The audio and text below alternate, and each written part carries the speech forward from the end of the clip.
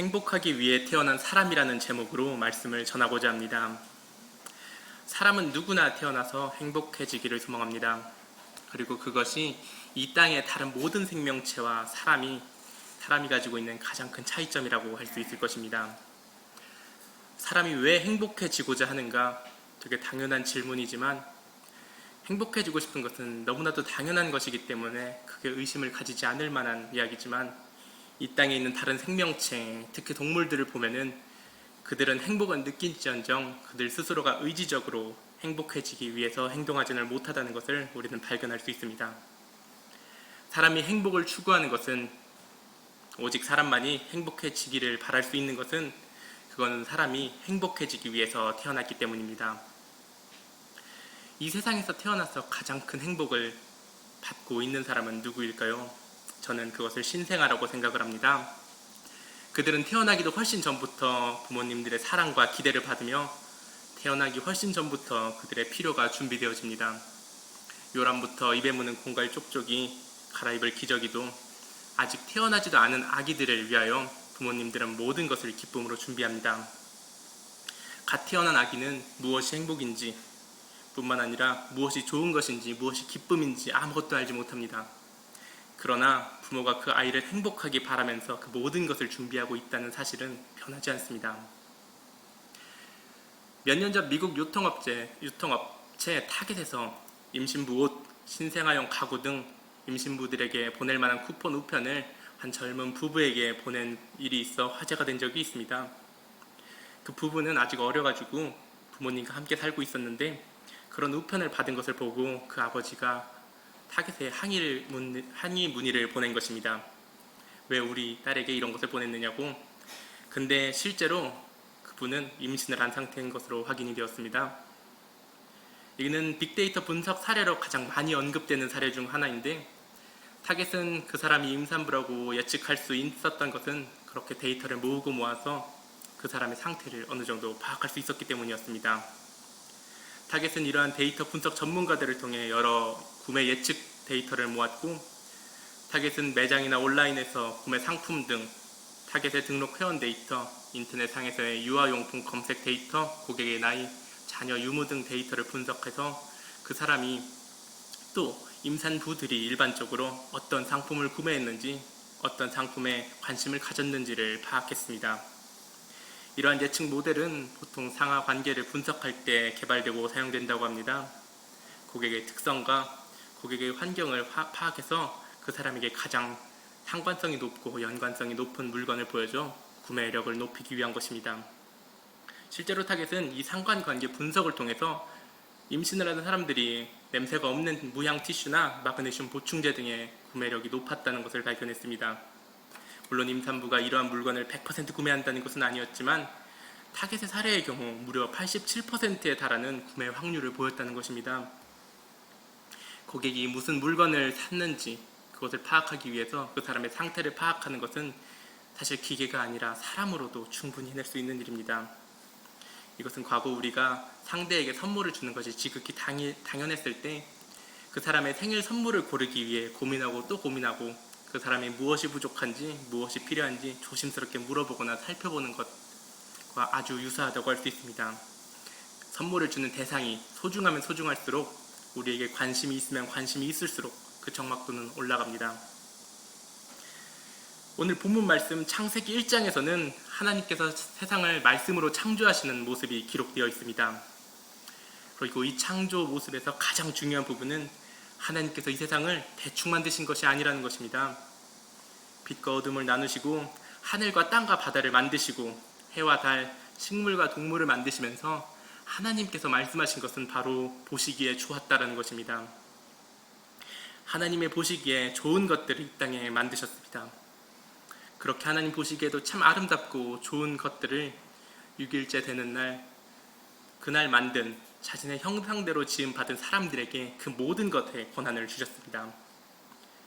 하나님께서는 사람이 부족함 없이 행복하게 지내시기를 바라면서 그분이 보시기에 좋은 것들만 그것들로 채워놓은 이 좋은 세상을 창조해 주셨습니다. 하늘 위에 수많은 별들 중 사람이 살 수 있는 것은 오직 이 땅 사람만을 위하여 지어주신 이 땅뿐만입니다. 이 땅만을 하나님께서는 우리 사람을 위해 창조해 주신 것입니다.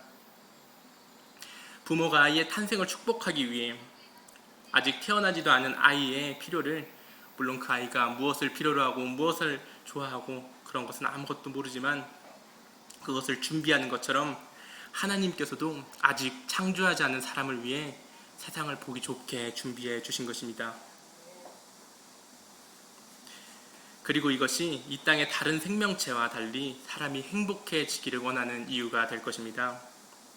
이 창조 때부터 우리 사람들은 행복해지기를 바라면서 창조가 되었습니다.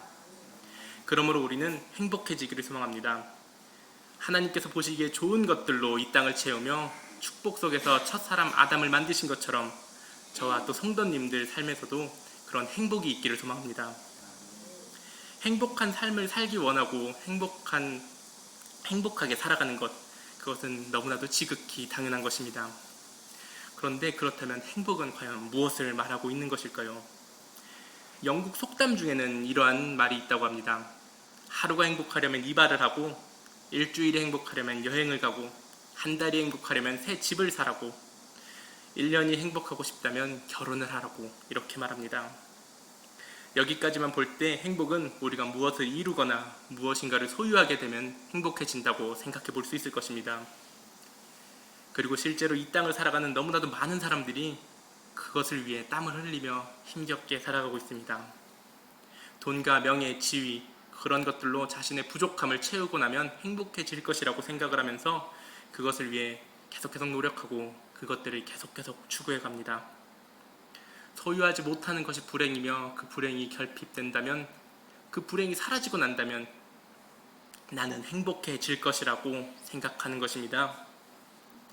그러나 그렇게 열심히 누구보다 땀 흘리고 누구보다 노력해서 살아가는 사람들에게 찾아온 행복은 지극히 일시적입니다.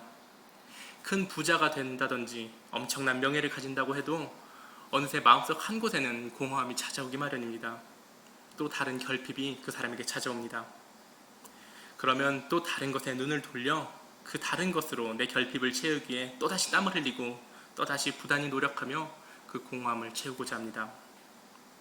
그렇다고 우리가 욕심을 버리고 마음을 비우고 살아간다고 해서 우리가 언제나 행복한 것 또한 아닙니다. 매사를 낙관적으로 또 긍정적으로 바라보며 살아갈지라도 그것으로 우리가 영원히 행복할 수는 없습니다. 소유하는 것만으로는 물질적인 영역에서는 우리가 참된 행복에 결코 닿을 수 없다는 것입니다. 예수님께서는 많은 무리에게 기적과 이적을 보이시면서 아픈 자들의 몸과 마음을 치유해 주셨습니다. 그렇게 치유받은 무리들은 예수님을 따랐고, 이때 예수님께서는 너무나도 유명한 산상수훈의 복음을 전파해 주셨습니다. 심령이 가난한 자는 복이 있나니 천국에 그들이 것이며, 그렇게 말씀하신 이 말씀은 의를 위하여 박해받는 자는 복이 있나니 천국이 그들의 것임이니라 라고 말씀하시며 끝을 맺습니다. 그런데 이 말씀을 듣는 청중은 방금 전에 귀신이 쫓겨나가고 간질과 중풍병과 같은 불치병에서 나은 자들입니다. 지금으로 치자면 암 말기 같은 엄청난 병이 안수기도를 받고 기적적으로 치유된 것입니다. 하지만 예수님께서는 그들에게 그런 어마어마하고 인생의 전체를 좀먹을 만한 그런 병을 치유받은 어마어마한 복을 받은 자들에게 이제 병이 나았으니 행복하지? 라고 물어보신 게 아닙니다. 너의 병이 나은 것이 하나님의 능력 때문이니까 오직 그분만을 위해 영광을 돌리라, 이렇게 말씀하신 게 아닙니다. 예수님께서는 그 말씀보다 먼저 말씀하신 것이 내가 이 병을 나은 것보다 더 큰 복이 우리에게 있다라는 것을 말씀해 주신 것입니다. 예수님께서는 중풍병, 간질병, 암 이런 것이 나은 것보다 도저히 비교도 안 되는 더 좋고 더 커다란 복이 따로 있다고 말씀해 주신 것입니다. 병이 나아야만 행복해진다면 여전히 무엇인가 좋은 일이 일어나야 행복해지겠다는 것인데 그것은 진짜 행복이 아니라고 말씀해 주시는 것입니다. 질병, 물질, 우리의 소유, 그런 부족과 같은 것들은 우리의 삶에 있어서 너무나도 현실적이고 또 직접적으로 맞닿아 있는 너무나도 직접적인 고통이지만 그것이 우리의 삶에 있어서 원천적인 불행이 아니라는 것입니다. 병이 낫고 물질의 부족이 채워질 때 우리는 행복감을 느낄 수 있을 것입니다. 그러나 그렇게 느껴지는 행복은 또 다른 결핍이, 또 다른 질병과 같은 고통이 찾아올 때에 거품처럼 사라지고 맙니다. 그렇기 때문에 예수님께서도 그들을 향해, 또 지금을 살아가는 우리들을 향해 병이 낫고 들린 귀신이 떠나가는 것으로 만족하며 잠깐의 행복을 누리는 것이 아니라 영원한 행복을 위해 살라고 말씀하고 계신 것입니다. 그리고 그러한 영원한 행복을 누리기 위해서는 무엇보다 우리가 하나님을 알아야 하는 것입니다. 하나님을 알고 나와 하나님의 관계를 우리가 잊지 말아야 하는 것입니다. 하나님과의 관계에 대한 이야기를 할 때 빼놓을 수 없는 인물이 바로 한 명 있습니다. 그가 바로 다윗입니다. 다윗은 모든 부분에 있어서 부족했지만 하나님을 의지하는 그 믿음만큼은 그 누구도 따라올 수 없는 사람이었습니다. 그 신앙만큼은 누구도 따라올 수 없을 만큼 확고한 신앙을 가지고 있었던 사람입니다. 여호와를 나의 목자로, 그는 나의 힘이시오, 나의 요새시며 나의 구원이시며 나의 반석이시며, 우리 하나님을 영원 무궁토록 끝까지 사랑하고 그렇게 의지하였던 사람이 바로 다윗입니다. 이로 인하여 하나님은 다윗에게 복을 주셨습니다. 다윗은 인류 역사에 남을 최고로 위대한 왕, 지도자가 되었고 국가를 위기에서 건져내며 또 12지파를 40년 동안 통치하는데도 어떠한 문제가 생기지 않도록 그 나라를 잘 이끌어간 어마어마한 왕이 되었습니다. 그 뒤에는 하나님의 도움이 있었습니다. 다윗은 복을 받았고 행복하게 살았습니다. 기쁨이 넘치는 그의 마지막 장면을 보면 춤추는 인생을 살아가는 모습이 성경에 기록되어 있습니다. 하나님으로부터 복을 받은 것입니다. 양치기였던 그저 목동에 불과하였던 다윗을 하나님께서 높이셨고 그를 도와주셨고 그의 배후에 있었을 때 그는 인류 역사상 가장 위대한 인물 중 한 명이 될 수 있었던 것입니다. 하나님과의 관계 속에서 그 큰 은혜를 받은 것입니다. 내가 스스로 나를 행복하게 하고자 한다면 우리는 영원히 행복함에 도달할 수 없습니다. 그러나 하나님을 가까이 하고 하나님을 섬길 때, 그럴 때 하나님으로부터 우리는 행복을 받을 수 있습니다. 다윗이 하나님을 믿고 섬김으로 복 받은 것처럼 하나님을 믿으면 복이 와요 라는 지극히 단편적인 진리는 지금이나 옛날이나 변하지 않고 똑같이 적용될 수 있습니다. 이것은 분명한 사실이고 하나님께서도 약속해 주신 진리이기 때문입니다. 과정에 우여곡절은 있었을지라도 그들 유대인은 믿음으로 종살이하던 애굽에서 벗어날 수 있었습니다. 믿음으로 가나안을 정복했습니다. 믿음으로 그 나라를 부강하게 만들었습니다. 이것들 모두 개인의 능력이 엄청나게 뛰어나서 이루어낸 것이 아니라 하나님의 도우심이 있었기 때문에 가능한 어마어마한 업적들이었습니다. 그러므로 이 말씀으로 기록된 이 모든 사건들을 잘 알고 있는 자들이라면 하나님의 믿음으로써 복이 온다는 사실을 더욱더 잘 알고 있을 것입니다.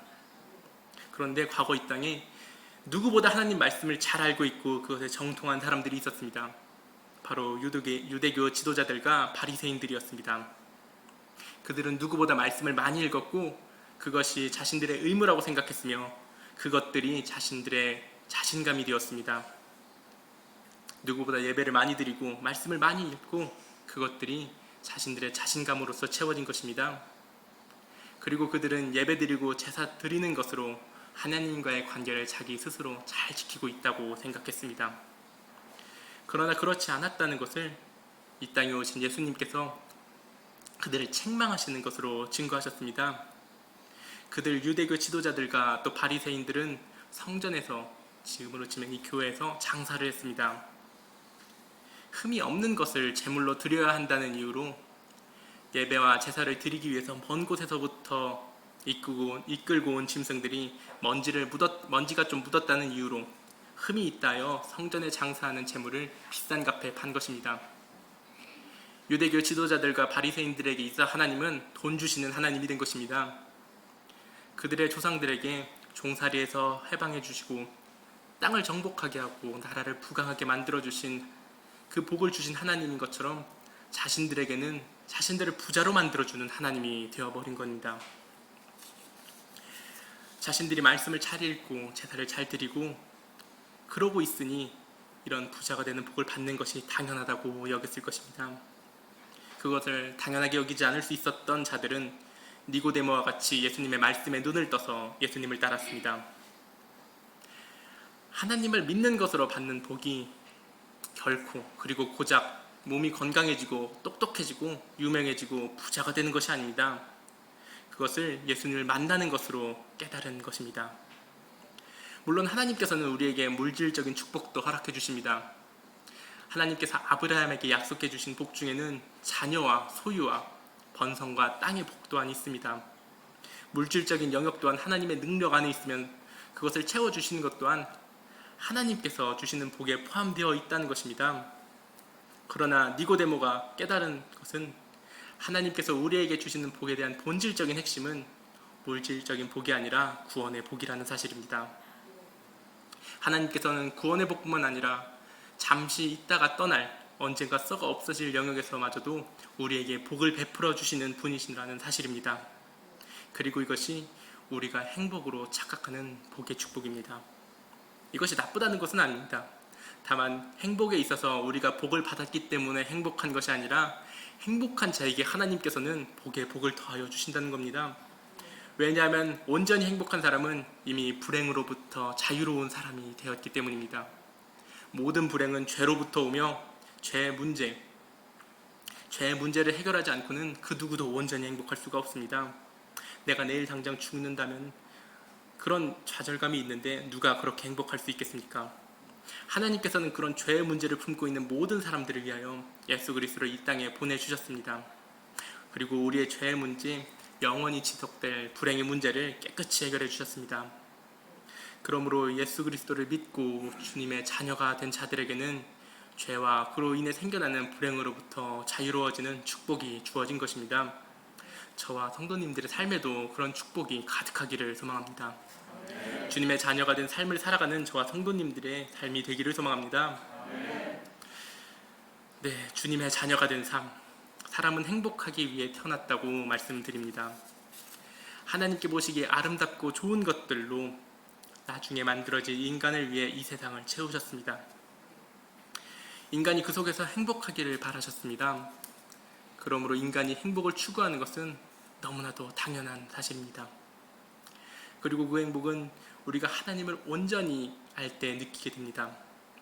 우리가 주님의 자녀라는 사실을 깨달았을 때 우리를 위하여 독생자 예수 그리스도까지 이 땅에 보내주신 하나님의 구원의 복음을 우리가 온전히 믿을 때 우리는 죄에서부터 자유로워지고 영원히 지속될 죽음이라는 문제로부터 해방되어 비로소 온전히 행복해질 수 있는 것입니다.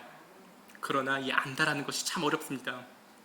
우리가 하나님을 알고 우리가 주님의 자녀가 되었다는 것을 깨닫고 예수 그리스도의 부활의 복음을 믿어도 우리가 아직 온전히 행복하지 못하다면 분명 무엇인가 아직 문제가 있다고 보아야 할 것입니다. 그리고 그 문제는 바로 우리의 삶의 태도에서 발견할 수 있습니다. 좋은 부모 되기라는 내용으로 인터넷에 올라온 어느 이야기가 있습니다. 저는 아직 결혼을 하지 않았고 자녀가 없지만 이런 이야기들은 올라올 때마다 한 번씩 찾아보게 되는데 내용은 이렇습니다. 어느 택시 운전 기사님은 아이들을 유치원이고 학원이고 일절 보내지 않았다고 합니다. 그 이유는 오늘의 교육, 오늘의 부모님들이나 오늘의 세상은 오로지 외적, 물적, 양적인 발달에만 집착하고 있다고 느꼈고 그런 세상이 싫어서 아이들을 학원에 안 보냈다는 것입니다. 집 앞까지 유치원 차가 오니까 아이는 차를 타고 유치원으로 갔다가 끝나면 다시 차가 실어다 주니 집 앞에서 버스를 타고 다시 집 앞으로 내려 집 안으로 쏙 들어옵니다.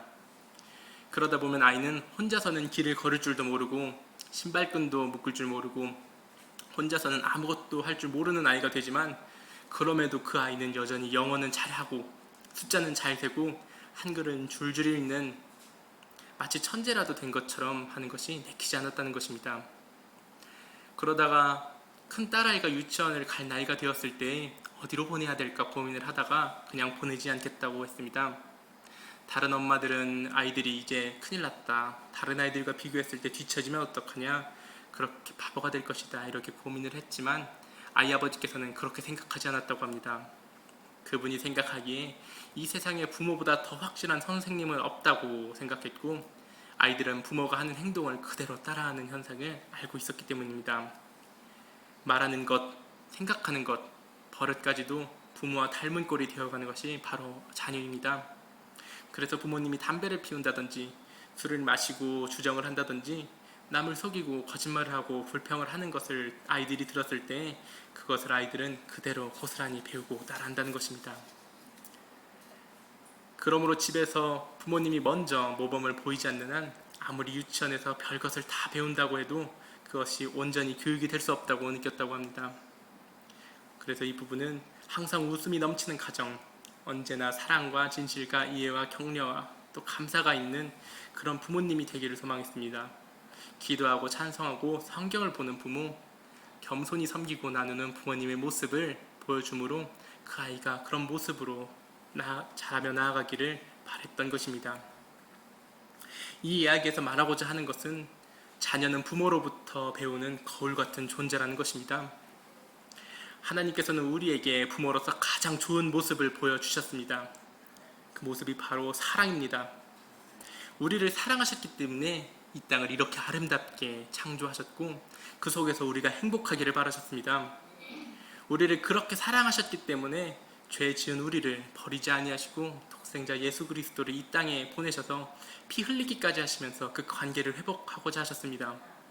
우리를 너무나도 사랑하셨기 때문에 우리의 그 사랑을 이 세상 땅끝까지 전파하라고 우리가 받은 사랑을 나누라고 명령하신 것입니다.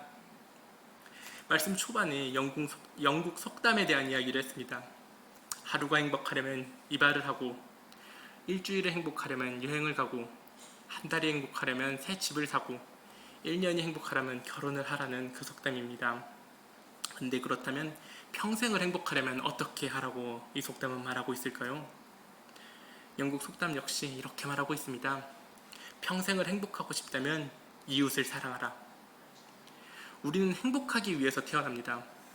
행복을 추구하고 행복해지기 위해 노력하는 것은 너무나도 당연한 모습입니다. 그래서 세상에선 노력을 통해 스스로 행복해지려고 사람들은 노력합니다. 내가 열심히 하고 남들보다 위에 서고 남들보다 많이 벌고 남들보다 더 위에 서고 앉으면은 그때 그것이 내 노력이 복으로서 증명이 되었다고 착각하게 되는 것입니다. 노력을 해서 결실을 맺는다는 것 너무나도 좋은 이야기입니다. 그러나 우리는 복을 받았기 때문에 행복한 존재가 아닙니다. 우리가 행복한 것은 주님께서 우리를 사랑해 주셨기 때문에 행복한 것입니다. 우리가 그 행복을 이 땅에서 영원히 나눌 수 있는 것은 하나님의 그 사랑을 우리의 삶을 통해서 실천할 때 가능해지는 것입니다. 주님의 사랑이 우리 안에 있을 때 우리는 행복해질 수 있습니다. 우리의 삶이 하나님의 사랑을 증거할 때 우리는 비로소 행복해질 수 있는 것입니다. 오늘 말씀 창세기 1장에 기록된 창조의 말씀은 하나님께서 이 세상을 얼마나 사랑으로 창조하셨는지 자세히 기록되어 있습니다. 낮과 밤, 해와 달, 하늘과 물, 동물, 식물, 우리가 살아가는데 필요한 모든 것들을 미리 조성하시고 그 뒤에 사람을 만드시고 말씀하셨습니다. 28절부터의 말씀입니다. 하나님이 그들에게 복을 주시며 하나님이 그들에게 이르시되 생육하고 번성하고 땅에 충만하라. 땅을 정복하라. 바다의 물고기와 하늘의 새와 땅에 움직이는 모든 생물을 다스리라 하시니라. 하나님이 이르시되 내가 온 지면에 씨 맺는 모든 채소와 씨 가진 열매 맺는 모든 나무를 너희에게 주노니 너희 먹을 거리가 되리라. 또 땅의 모든 짐승과 하늘의 모든 새와 생명이 있어 땅에 기는 모든 것에게는 내가 모든 풀을 먹을 거리로 주노라 하시니 그대로 되니라. 하나님이 지으신 그 모든 것을 보시니 보시기에 심히 좋았더라. 저녁이 되고 아침이 되니 이는 여섯째 날이라. 우리는 하나님이 보시기에 좋은 존재로 태어났습니다. 그냥 존재로 태어난 것이 아니라 심히 좋은 존재로 태어났습니다. 하나님께서는 사랑으로 또 우리가 행복하라고 우리를 창조하셨습니다. 그러므로 주님의 자녀된 저와 성도님들의 삶이 그런 주님의 자녀된 삶이 될 수 있기를 소망합니다. 주님 안에서 서로 사랑하는 저와 성도님들이 될 수 있기를 소망합니다. 내 소득을 위해서, 나의 이득을 위해서 서로 미워하고 질투하고 시기하고 그러는 것이 아니라 사랑하고 격려하고 용서하고 그 삶을 나눌 수 있는 주님의 자녀가 된 저와 성도님들의 삶이 되기를 소망합니다. 우리가 행복하기 위한 것, 나의 행복이 남의 불행이 되는 것이 아닙니다. 세상은 그런 이치를 이야기할 때가 있습니다. 남의 불행을 나의 행복으로 받아들이는 경우가 있습니다. 그러나 성경은 그렇게 말씀하지 않습니다. 성경에서 보여주는 행복의 기준은 사랑입니다. 내가 사랑할 때 우리는 행복해지고 우리가 그 사랑을 나눌 때 우리는 더욱 행복해질 수 있는 것입니다. 그러므로 주님께서 우리를 사랑하여 창조해 주신 것처럼 그렇게 사랑으로 창조된 우리가 서로 사랑할 수 있기를 소망합니다. 사랑 안에서 하나 되고 사랑 안에서 주님을 드러낼 수 있는 저와 성도님들의 모습이 될 수 있기를 소망합니다.